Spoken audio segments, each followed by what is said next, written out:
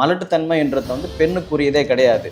ஆண் தான் மலடன். அதாவது ஒரு மண்ணு நீங்கள் வந்து குறை சொல்லக்கூடாது. என்னன்னா அவங்களுக்கு பெண்ணுக்கு வந்து 6 விதமான குறைபாடுகள் வரும். சினைப்பை கட்டிகள் ஆகட்டும், இல்லை வந்து இந்த பீரியாடிக்கல் இஷ்யூஸ், இந்த மாதிரியான வேறு நிறைய விதமான பிரச்சனைகள் வேணால் வருமே தவிர, குறைபாடுகள் வருமே தவிர டிஃபிஷியன்சி தான் அது. அது இன்ஃபர்டிலிட்டிக்குள்ளே வராது. அந்த அளவுக்கு மொட்டலிட்டி இல்லை, நீந்திக்கிட்டு போகிற தன்மை இல்லைன்றது தான். என்ன தான் ஸ்போம் கவுண்ட்லாம் இருந்தாலும் மொட்டில் இல்லைன்னா நீந்திக்கிட்டு போனால் தான். பாதியிலே செத்து போயிடுச்சுன்னா உங்களுக்கு எங்கேருந்து ஏன் இதாகுதுன்னா சீட்டர் ஜாப். பித்தம் அதிகமானால், சூடு அதிகமானாலே விந்து நீர்த்து போயிடும். நீர்த்து போன விந்தில் உயிர் இருக்காது. உயிர் இல்லாத விந்து நீந்தாது. இவ்வளோதான் மேட்ரு. விந்து அப்படின்ற ஒரு மேட்ருக்கு நீங்கள் போயிட்டீங்கனாலே எல்லாத்தையுமே பார்க்கணும். நீங்கள் லைஃப் ஸ்டைல் சரியில்லைன்னா உங்கள் விந்தணுக்கள் சரியாக இருக்காது. கண்டிப்பாக ஒரு பயம் இருக்கும் கல்யாணம்னாலே. முதல் பயம் வந்து ஃபினான்ஷியலாக நம்ம என்ன பண்ண போகிறோம், எப்படி காப்பாற்ற போகிறோம், இதெல்லாம் ஒன்று இருந்தோம். ஏன்னா அவன் தலையில் தான் எல்லாமே விழுவுன்ற மாதிரி தான் இப்போ இருக்குது. ஆனால் இப்போ ஃபீமேலும் சப்போர்ட் பண்ணுறாங்க ஃபினான்ஷியலி. அது ஒரு சைடு இருந்தாலும், ரெண்டாவது நம்மளுக்கு இந்த விஷயம்லாம் நல்லா இருக்குமா, நம்மளுக்கு எரெக்ஷன் நல்லா இருக்குமா, இதெல்லாம் நான் ஒரு பொண்ணை நான் திருப்திப்படுத்துவேனா, இந்த மாதிரி விஷயங்கள் நிறையாவே ஓடும். என்கிட்ட நிறைய சின்ன சின்ன பசங்க வருவாங்க. இது வந்து கல்யாணத்துக்கு முன்னாடியே வருவாங்க. நீங்கள் செக்ஸ் தாட்ஸ் அதிகமாக வருதுனாலே நீங்கள் கொஞ்சம் அந்த செக்ஷுவலி வீக்காக இருக்கிறீங்க, அந்த செக்ஷனில் நீங்கள் வீக்காக இருக்கிறீங்கன்னு அர்த்தம்.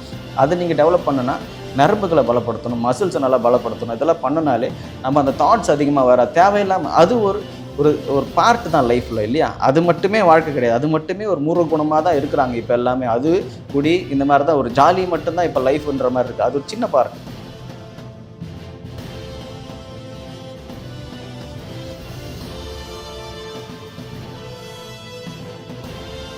Hello doctor. ஹாய், வணக்கம் சார். ஸோ இந்த எபிசோடில் வந்து நம்ம ஒரு முக்கியமான அதுவும் நிறைய பேருக்கு, நிறைய கப்புள்ஸுக்கு தேவைப்பட ஒரு டாப்பிக்கை பேசலாம். நம்ம கண்ட்ரி பொதுவாக பார்த்துக்கிட்டிங்கன்னா வந்து ஒரு 10-20 இயர்ஸ் முன்னாடி இல்லை 30 இயர்ஸ் முன்னாடி வந்து கருத்தடை, அப்புறம் வந்து குடும்ப கட்டுப்பாட்டுக்கு வந்து கவர்மெண்ட்டே வந்து கேம்பெயின் நடத்திக்கிட்டு இருந்தாங்க. இப்போ என்ன ஆயிடுச்சுன்னா வந்து கருத்தரிப்புக்கு வந்து கவர்மெண்ட் வந்து கேம்பெயின் நடத்துகிற அளவுக்கு வந்துருச்சு. பிகாஸ் நம்ம நிறைய இடங்களில் வந்து ஃபர்டிலிட்டி இஷ்யூஸ் பார்க்குறோம். நிறைய சென்டர்ஸும் இன்க்ரீஸ் ஆகிட்டே வருது. ஸோ இந்த இன்ஃபர்டிலிட்டி, ஸோ மென் அண்ட் விமனுக்கு இருக்கக்கூடிய இந்த இன்ஃபர்டிலிட்டி பற்றி இந்த டாப்பிக்கில் பேசலாம், இந்த எபிசோடில் பேசலாம் doctor. Okay. So men and infertility, men and women, so இதை எப்படி நீங்கள் பார்க்குறீங்க இப்போ இருக்க ஜென்ரேஷனில்?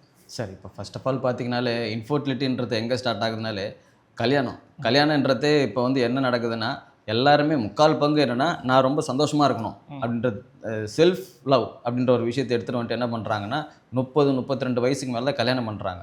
இது சந்தானம் கூட சொல்லுவார், குடத்தில் அதாவது குழாயில் தண்ணி வரப்போ குடத்தை வைன்ற மாதிரி தான். என்னென்னு பார்த்தீங்கன்னா உங்களுக்கு ஒரு 25லேருந்து ஒரு 28க்குள்ளே கல்யாணம் பண்ணிங்கன்னா ஹார்மோன்ஸ் நல்லா பம்ப் ஆகிட்டு இருக்கும். சரிங்களா? அப்போ நீங்கள் கல்யாணம் பண்ணி இல்லை இன்டர்கோர்ஸில் இதெல்லாம் இருந்தீங்கன்னா கருத்தரிக்கிறதுக்கான சான்சஸ் அதிகமாக இருக்குன்ட்டு இதே ரீசன்ட் ஸ்டடி ஒன்று சொல்லியிருக்கு. அதுவே வந்து நீங்கள் 30 வயசுக்கு மேலே ஹார்மோன்ஸ் எல்லாம் கொஞ்சம் அப்படி கம்மியாக ஆரம்பிக்கும். 30-32லாம் இப்போலாம் 35லாம் ரொம்ப ஈஸியாகிடுச்சு. 35 கல்யாணம் பண்ணுறது பெரிய விஷயமா இல்லை. அந்த மாதிரி எல்லாருக்கும் சொல்ல முடியாது. ஒரு சில ஆண்களுக்கு இந்த டைம்லலாம் வந்து ஹார்மோன்ஸ் குறையும் பொழுது மேஜராக நம்மளுக்கு வந்து இந்த இன்ஃபர்டிலிட்டி இஷ்யூ வந்து அதிகமாகிட்டு தான் இருக்குது. அதே மாதிரி இன்ஃபர்டிலிட்டின்ற ஒரு மேட்ரு, மலட்டுத்தன்மை அப்படின்ற விஷயம் வந்து சித்த மருத்துவத்தில் வந்து என்ன ஃபீமேலுக்குன்ட்டு என்ன சொல்லுவாங்கன்னு பார்த்தீங்கன்னா, ஒற்றை மலடு, ஆதி மலடு, இந்த மாதிரி 2 மலட்டுத்தன்மை வந்து சொல்லியிருக்காங்க ஃபீமேலுக்கு. என்னன்னு பார்த்தீங்கன்னா, ஒற்றை மலடுன்றது அவங்க வந்து ஒரே ஒரு பிள்ளை தான் வைப்பாங்க. அதாவது வாழை மலடுன்னு சொல்லுவாங்க. ஒரு குழந்தை, அதுக்கடுத்த குழந்தை பிறக்காது. ஆதி மலடுன்றது குழந்தைய பிறக்காது. ரீசெண்டாக கன்னியாகுமரியில் ஒரு அம்மா என்ன ஸ்டடி கொடுத்துருக்காங்கன்னா, உங்களுக்கு வந்து மலட்டுத்தன்மைன்றது வந்து பெண்ணுக்குரியதே கிடையாது.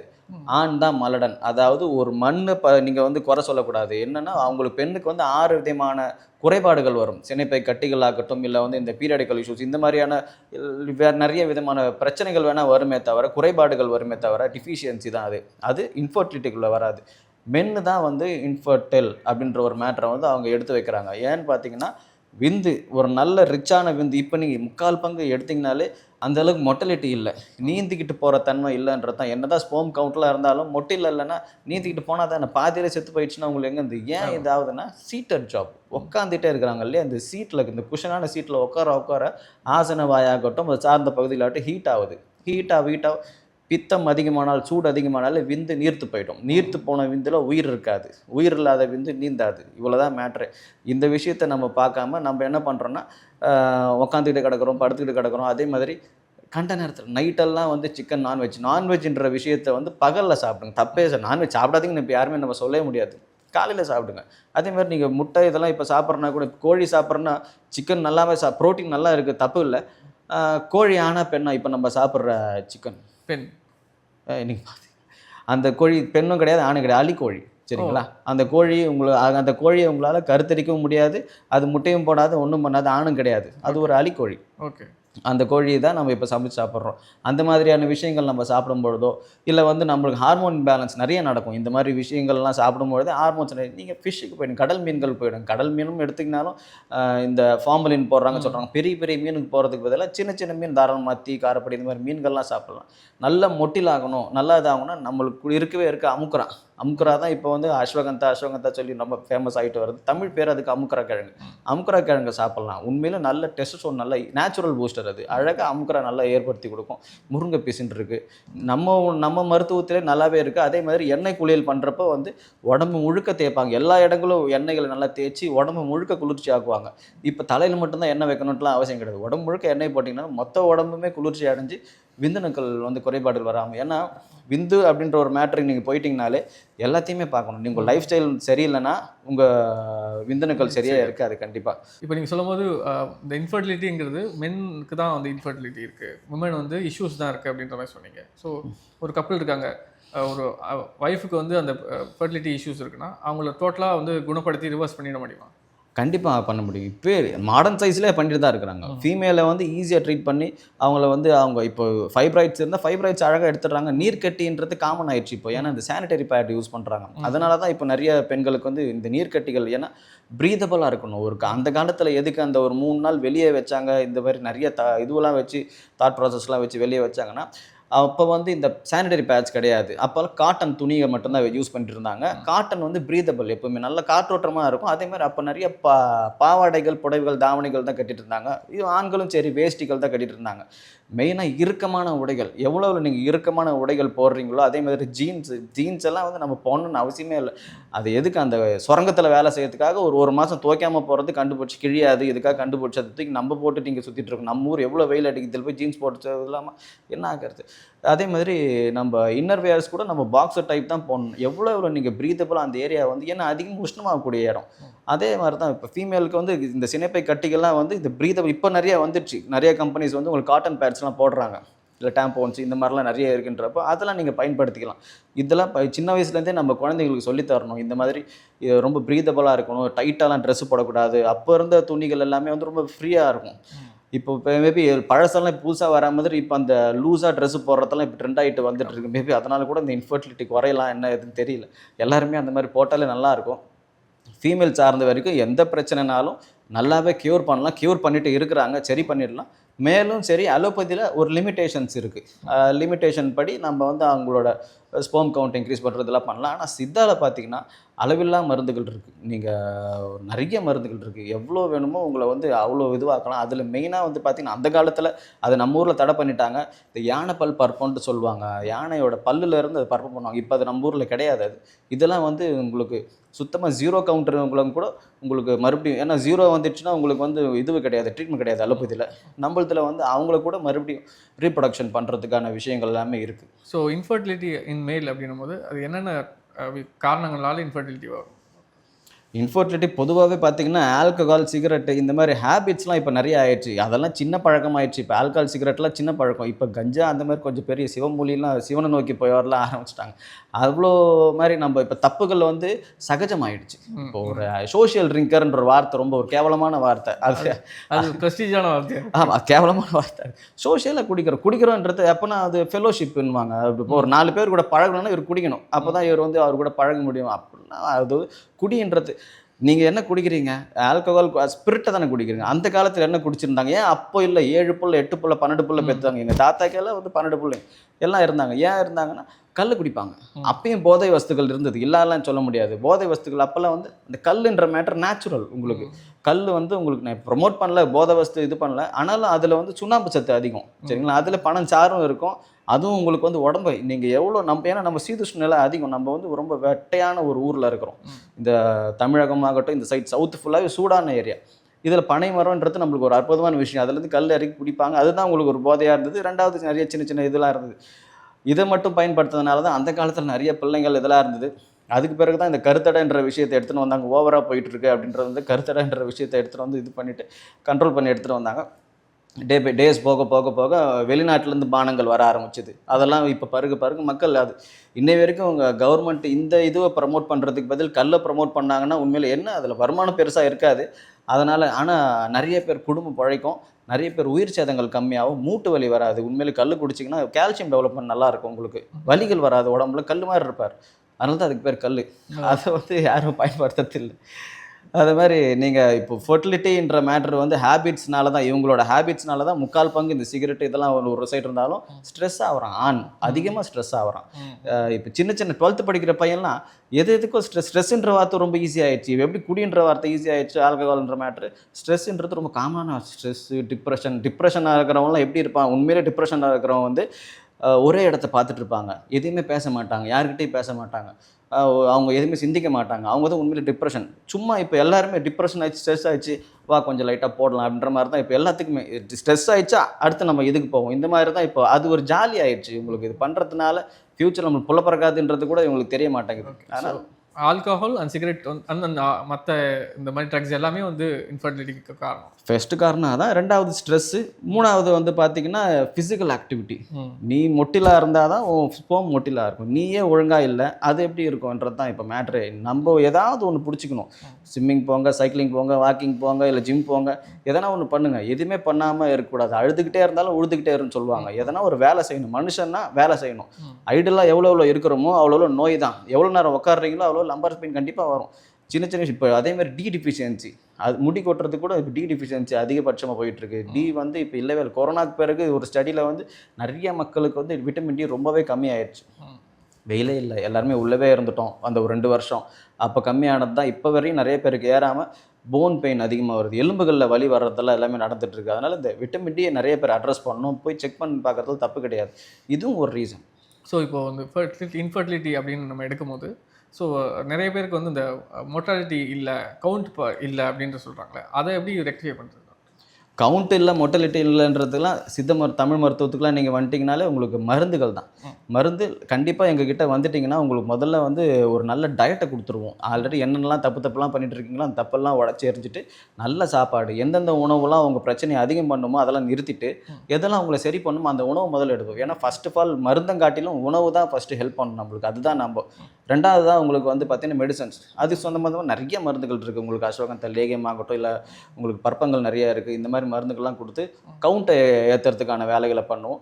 மூன்றாவது தான் உங்களுக்கு ஒர்க் அவுட்ஸ், யோகா சொல்லி தருவோம். எங்கள் சைட்லேருந்து பார்த்தீங்கன்னா அது எங்கள் மருத்துவத்தில் யோகா இருக்குது. யோகா நல்லபடியாக சொல்லி கொடுத்து அது மெடிடேஷன் பண்ணி அவரை காம் ஆகும். யோகா பண்ணும்பொழுது உடம்பும் வலுப்பெறும், மைண்டும் காம் ஆகும். ரெண்டுமே ஒரே இடத்துல இருக்கிறது தான் யோகா. ஆனால் நீங்கள் மற்ற ஜிம் இதெல்லாம் ஆக்டிவிட்டி பண்ணுறத விட யோகா ரொம்ப ப்ரிஃபரபிள். ஸோ ஒரு மேரேஜ்னு எடுக்கும்போது ஆஃப்டர் மேரேஜ் வந்து நிறைய பேர் இந்த இஷ்யூவை ஃபேஸ் பண்ணுறாங்க. அதாவது மாப்பிள்ளைக்கு வந்து ஒரு பொண்ணுக்கு வந்து இன்ஃபர்டிலிட்டி இஷ்யூ இருக்குது அப்படின்றது.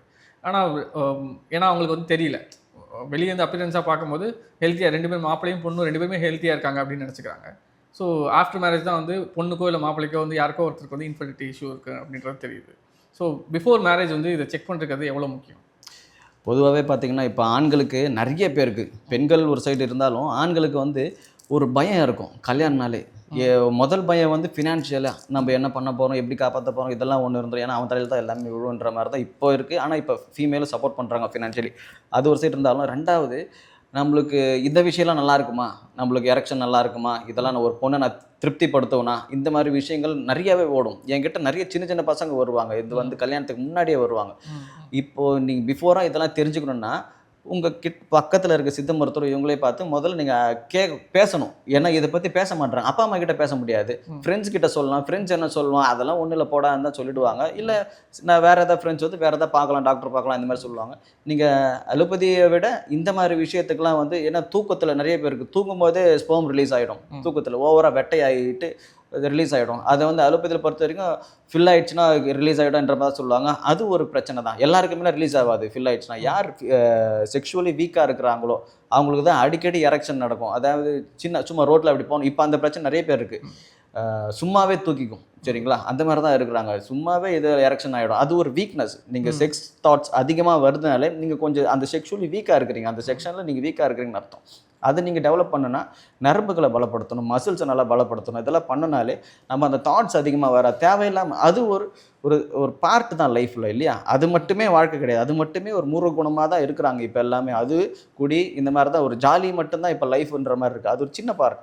அது மட்டுமே எப்பவுமே இருக்குன்ற மாதிரி யோசிக்கக்கூடாது.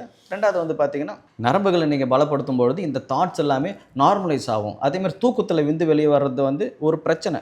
எப்பவுமே இது அலோபதியில் பொறுத்த வரைக்கும் அது ஒரு பிரச்சனை இல்லைன்னு சொல்லுவாங்க. ஆனால் ஒரு ப்ராப்ளம் தான்.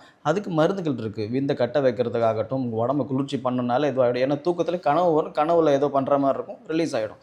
இந்த மேட்ரு நடக்கிறதுக்கு காரணமே வந்து ரொம்ப வெட்டை ஆகிட்டிங்க, ஓவர் திங்கிங். இதை பற்றின திங்கிங் அதிகமாகிடுச்சு. ஏன்னா இதை பார்த்ததே இல்லை, தூக்கத்தில் பண்ணுறான். இப்போ தான் ஃபோனில் ஆக்சஸ் அதிகமாகிடுச்சு, இல்லையா? உங்களுக்கு ஃபோனில் எல்லாமே இருக்குது. எல்லாத்தையும் பார்க்குறான், பண்ணுறான். எதுவுமே இப்போ இல்லைன்னுலாம் கிடையாது. எல்லாருக்குமே எல்லாமே கிடைக்கும். நீங்கள் ஒரு 10 வயசு பொண்ணு கூட எல்லாமே எடுத்து பார்த்துக்கலாம். நம்ம இருந்த காலத்தில் அதெல்லாம் கிடையவே கிடையாது. இப்போ அந்த மாதிரி இருக்கிறதுனால எல்லாத்துக்குமே ஆக்சஸ் கிடைக்கிறதுனால அவன் எல்லாத்தையும் பார்த்து சின்ன வயசுலேயே தெரிஞ்சுக்கிறான். மென்டலி நிறைய பாதிக்கிறாங்க சின்ன சின்ன பசங்க. இந்த ஃபோனு இதெல்லாம் வச்சு தப்பான விஷயங்கள் தான் நிறைய. இப்போ இன்ஸ்டாகிராம் ஆகட்டும், இதாகட்டும், ஒரு நல்ல விஷயங்கள் தகவல் நம்ம சொல்கிறது போய் சேர்றதை விட ஒரு பெண் அரை நிர்வாணமாக ஆடுறதுன்றது நல்லா ரீச் ஆகுது. ஏன்னா அதுதானே இப்போ இன்ஸ்டாகிராம் அல்கரிதமும் அதை தானே ப்ரொமோட் பண்ணுற மாதிரி இருக்குது. அந்த மாதிரி தான் போயிட்டுருக்கு. அதனால் நம்ம முதல்ல தவறான விஷயங்கள் அதிகமாக பார்க்குறதோ, இல்லை பழக்க வழக்கங்கள், தவறான பழக்க வழக்கங்களை குறைக்கிறதோ. இப்போ மாஸ்டர்பேஷன்ற ஒரு மேட்ரு வந்து காமன் தான், எல்லா ஆணும் பண்ணுற விஷயந்தான். அதை வந்து ஒரு மாதத்துக்கு 2 தடவை பண்ணுங்கன்னு தான் சொல்கிறோம். டெய்லி என்கிட்ட ஒரு கேஸ் வந்தாங்க, ஒரு நாளைக்கு 8 தடவை மாஸ்டர்பேட் பண்ணுறாரு. எப்பட்றா வருதா இல்லையான்லாம் கேட்டிருக்கேன் நான். இன்னும் அந்த மாதிரிலாம் இருக்காங்க. ஒரு மாதிரி அதான் அவங்களாம் வந்து செக்ஷுவலி வீக் ஆகிட்டவங்க. ரொம்ப இதை பற்றி தாட்ஸ் நம்ம யோசிச்சு கூட பார்க்க மாட்டாங்க. இந்த மாதிரிலாம் மக்கள் இருக்கிறாங்க. ஸோ ஒரு மென் அண்ட் விமன் 2 பேருமே எடுத்துக்கிறோம் அப்படின்னா, பிஃபோர் மேரேஜ் வந்து அவங்க வந்து ரொம்ப ஃபர்டைலாக இருக்காங்க, அவங்க ரொம்ப மேரேஜுக்கு ஃபிட்டாக இருக்காங்கன்றது எப்படி தெரிஞ்சுக்கிறது? நீங்கள் ஃபிட்டாக இருக்கிறீங்க அப்படின்னு தெரிஞ்சுக்கினா கான்ஃபிடென்ட். உங்களுக்குள்ளே ஒரு கான்ஃபிடென்ட் தானாகவே வந்துடும். பயம்ன்றது இருக்காது எப்பவுமே. பயம்ன்றது காமனான ஃபீலிங் ஆகிடுச்சு. இப்போ எல்லாத்துக்கும் பயம் ஆகிடுச்சு. ஆனால் உள்ளேருந்து ஒரு கான்ஃபிடென்ட் இருக்கும். அதெல்லாம் ஒன்றும் இல்லை, நான் நல்லா தான் இருக்கிறேன். ஏன்னா அவன் நல்லா இருக்கான்ட்டு அவனுக்கே தெரியும். முதல் விஷயம் நம்ம தான் நம்மளுக்கு டாக்டர், சரியா? நம்ம நல்லா இருக்குமா இல்லைன்றது நம்ம உடம்பு அனலைஸ் பண்ணிவிடும். நல்லா இருக்கேன், எனக்கு எரெக்ஷன், அது தூங்கி எழுந்துக்கும் போது உங்களுக்கு முன்னாடி அது எழுந்துச்சிருக்கணும், சரிங்களா? அப்போ வந்து நீங்கள் நல்லா இருக்கிறீங்க அப்படின்றது தான் ஃபஸ்ட்டு மேட்ரு. தமிழ் மருத்துவத்தை பொறுத்த வரைக்கும் நம்மளுக்கு முன்னாடி அவர் எழுந்திருப்பார், சரிங்களா? அப்போ வந்து நீங்கள் நார்மலாக இருக்கீங்க. அதே நம்ம புரிஞ்சுக்க, எரெக்ஷன் டிஸ்ஃபங்க்ஷன் இருந்ததுனாலே நார்மல் இல்லைன்றது தான் மெயினான மேட்ரு. அதுவும் ஆணுக்கு உண்டானது. அதே மாதிரி ஃபீமேலுக்கு அப்படின்னு பார்த்தீங்கன்னா, உங்களுக்கு இந்த சைக்கிள் 28 நாளைக்கு ஒரு தடவை வரணும். சில லேடிஸ்க்கு வந்து 30 days ஒன்ஸ் வரணும். கரெக்டாக மாதத்துக்கு ஒரு சைக்கிள் ஆகுதா? கழுத்துக்கிட்ட எதுவும் வீக்கம் எதாவது இருக்கான்னு பார்த்தோம். கழுத்தில் இல்லை பிளாக்கிஷாக எதாவது இருக்கா, உங்களுக்கு மங்கு மாதிரி எதாவது இருக்கா, அதெல்லாம் பார்த்தாகணும். அப்டமன் வயிறு எதாவது உப்பி பெருசாக இருக்குதா, இந்த மாதிரிலாம் பார்க்கணும். அதேமாதிரி கிராம்ஸ், இப்போ டிஸ்மனோரியா நிறையா இருக்கும். அந்த பீரியட் டைமில் வலி வர்றது இதெல்லாம் எல்லாருக்குமே இருக்குதா செய்யும், சிலருக்கு இருக்கும்.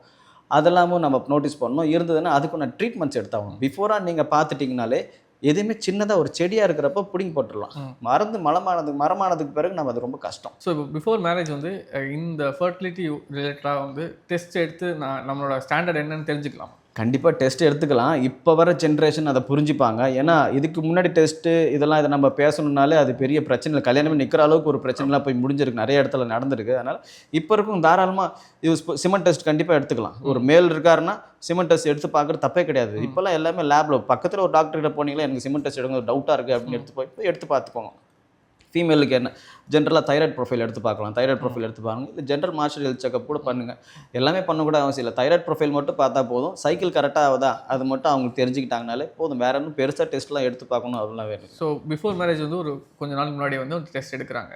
எடுத்து அதில் ஏதோ சின்ன ஒரு டிஃபெக்ட் இருக்குது அப்படின்னும் போது அது எத்தனை நாளில் சரி பண்ண முடியும்? இல்லை வந்து என்ன மாதிரியான டிஃபெக்ட்ஸ் வந்து அந்த டெஸ்ட்டில் தெரியும்?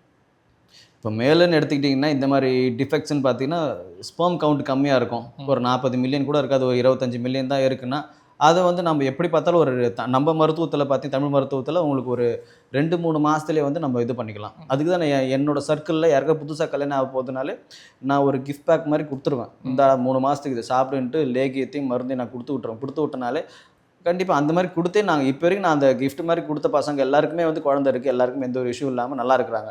அதனால் முன்னாடியே நம்ம தெரிஞ்சிடுச்சுன்னா ஒரு 2-3 மாதத்துலேயே வந்து மேல் கேசஸ் எல்லாத்தையுமே நம்ம சரி பண்ணிக்கலாம். ஃபீமேல் கேஸும் அதே தான், ஒரு 3லேருந்து 6 மாதம் தான். தைராய்டு ப்ரொஃபைல் ஆகட்டும், இல்லை வேறு ஏதாவது இஷ்யூ இருக்குது உங்களுக்கு எதுனாலும், இல்லை அதேமாதிரி ஹெட்டேக் வரும் நிறைய பேருக்கு, இதெல்லாமும் ஒரு சிம்டம்.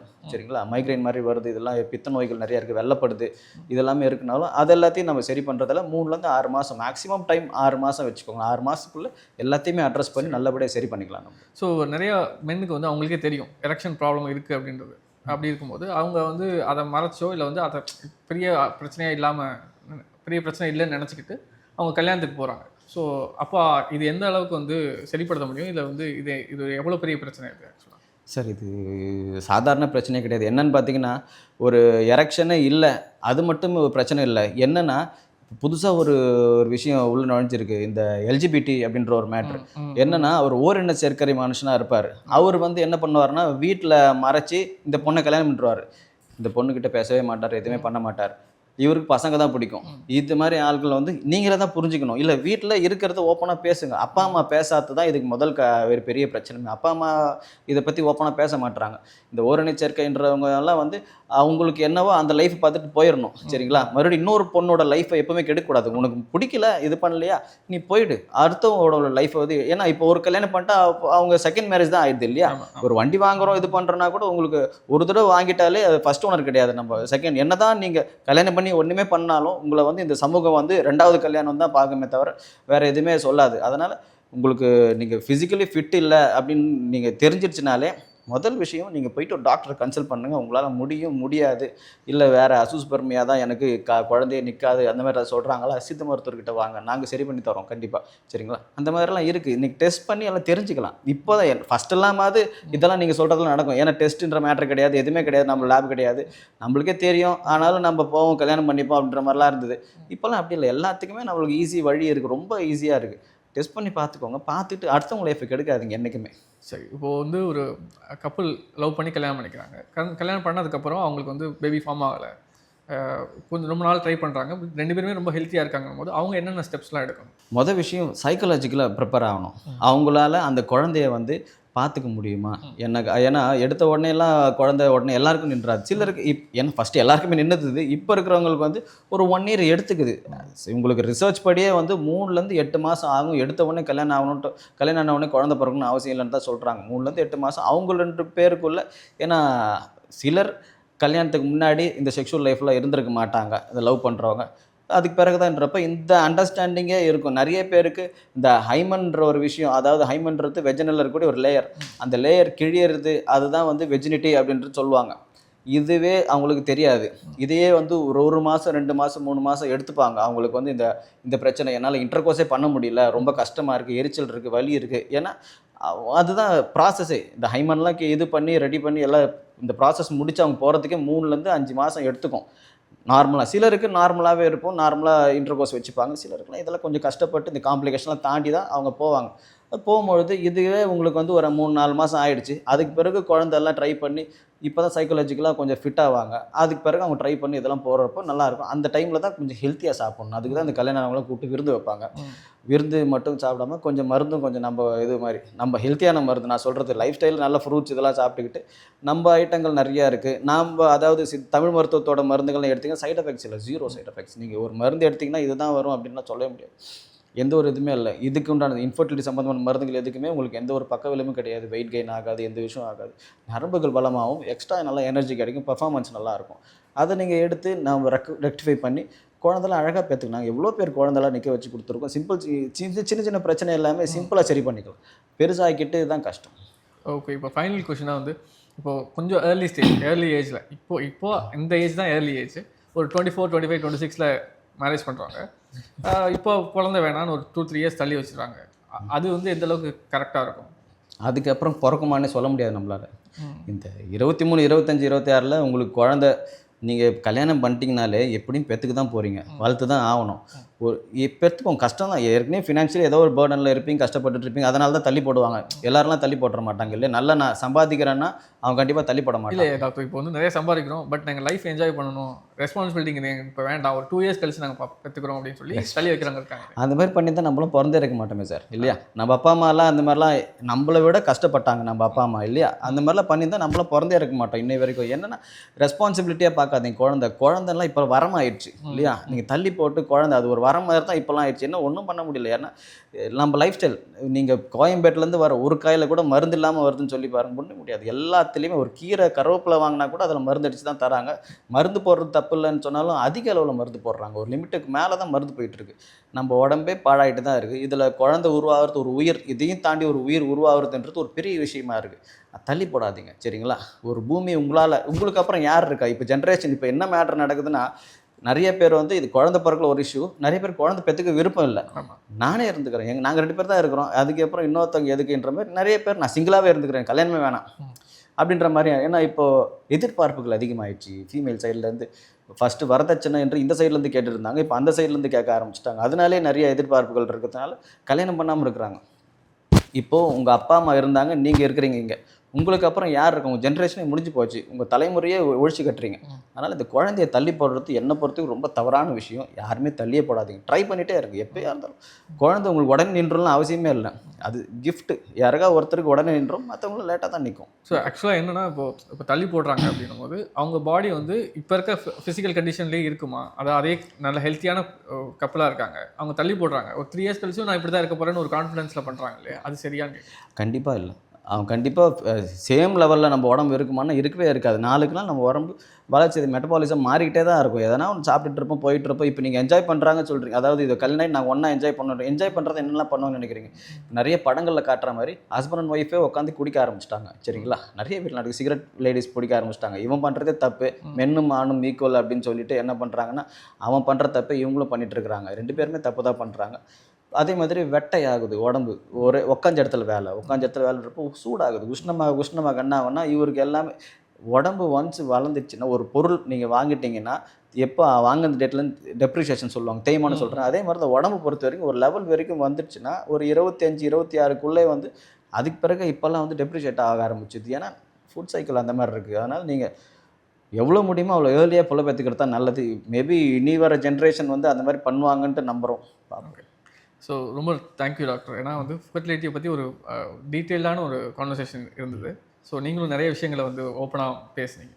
ஸோ உங்களோட இன்ஃபர்மேஷனுக்கும் உங்களோட இந்த நேரத்துக்கும் ரொம்ப நன்றி டாக்டர். Thank you sir.